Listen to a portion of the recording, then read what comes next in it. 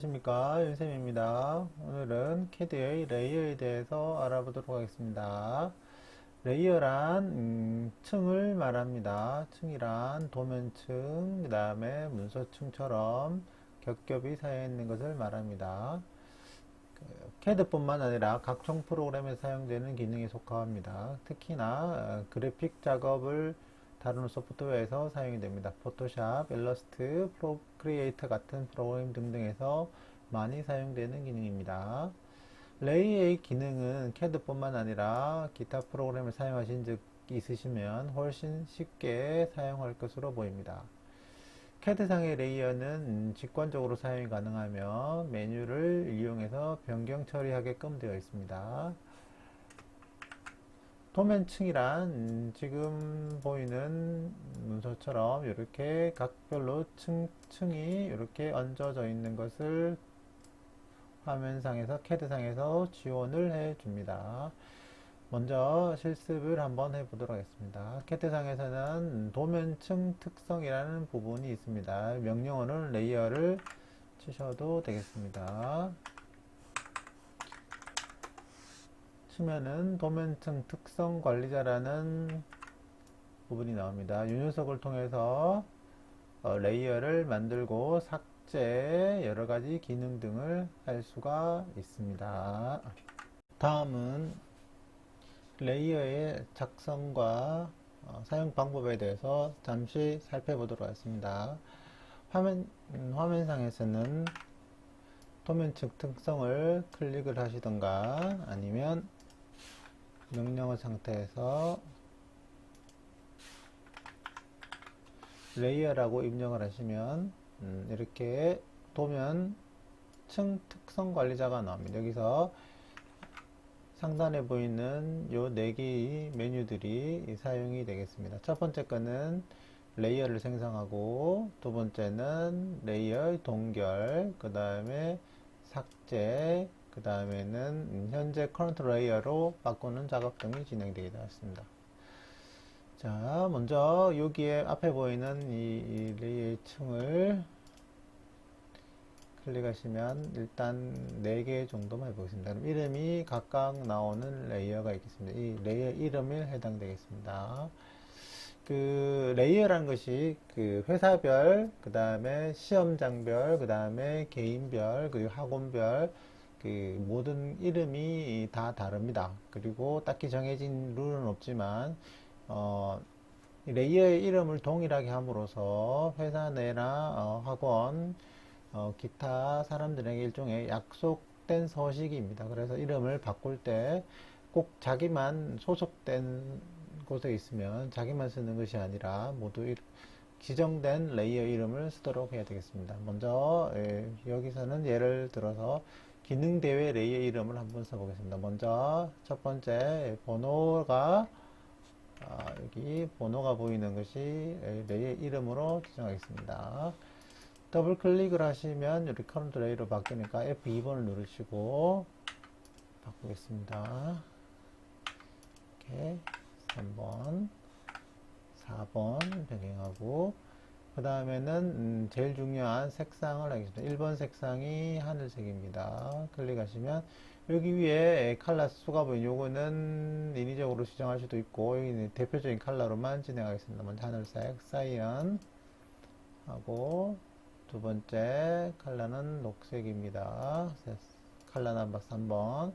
그 다음에 3번의 컬러색은 노란색. 그리고 4번의 컬러 넘버는 1번. 흰색 혹은 빨강으로 하겠습니다.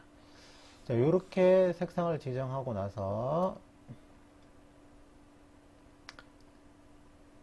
그 다음에 해주셔야 될 부분은 이 각 레이어에 대한 선의 라인 타입에 해당됩니다. 먼저 하늘색 라인 타입은 윤곽선, 외곽선입니다. 이거는 기본적으로 컨티뉴어스 실선에 해당되고 녹색 부분도 실선에 해당됩니다. 노란색 부분은 숨은선, 지수선 이런 게 있는데 숨은선인 경우에는 컨티뉴어스가 아니고 히든이라는 선입니다. 여기 파일 종류 선을 로드를 누르시면 선이 종류가 올라오는데 여기서 히든이라고 있는 부분을 찾아서 확인 후 꼭 선택을 하시고 이렇게 확인을 눌러 주셔야지만 이 변경되는 것을 볼 수 있습니다. 3번은 4번 빨간색에 해당되는 부분은 센터에 해당됩니다. 센터가 있습니다. 센터를 선택하고 센터를 지정한 후에 확인. 그러면 이렇게 빨간색, 노란색 이렇게 색상별로 선택이 되는 것을 볼 수가 있습니다. 그 다음에는 이렇게 되면 레이어가 선택이 끝났습니다. 그러면 여기 올라가 보시면 이렇게 레이어가 만들어진 레이어 이름이 보입니다. 현재로는 0번이 현재 레이어로 선택이 되어 있습니다. 작성한 객체를 레이어를 변경하는 방법에 대해서 알아보도록 하겠습니다. 먼저 첫 번째 방법은 일단 그 객체를 첫 번째 0번 커런트 레이어가 된 상태에서 작성을 합니다. 이렇게 원도 그리고 선도 그리고 그 다음에 폴리곤도 하나 해볼까요?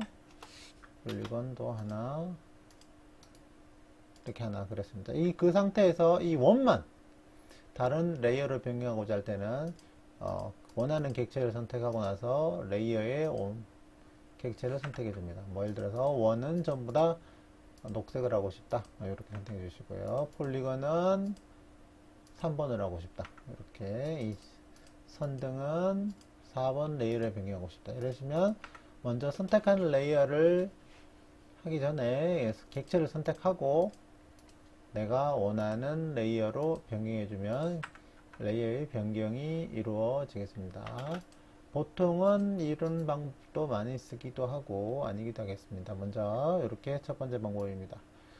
두 번째 방법은 레이어를 변경한 후에 작업을 많이 해요. 예를 들어서 치수선 넣을 때 많이 사용합니다. 예를 들어서 원 사각형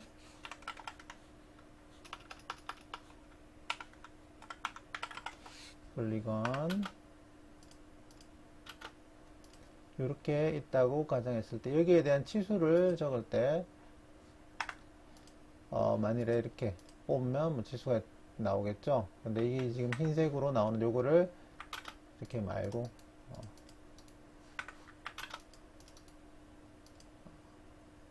4번 상태에서 하겠다.